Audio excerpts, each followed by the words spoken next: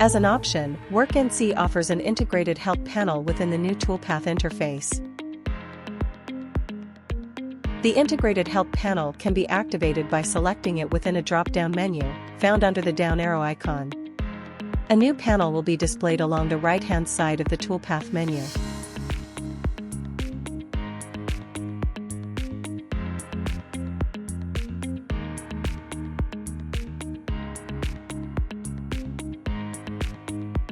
The Help panel will display information for the selected field along with the WorkNC variable.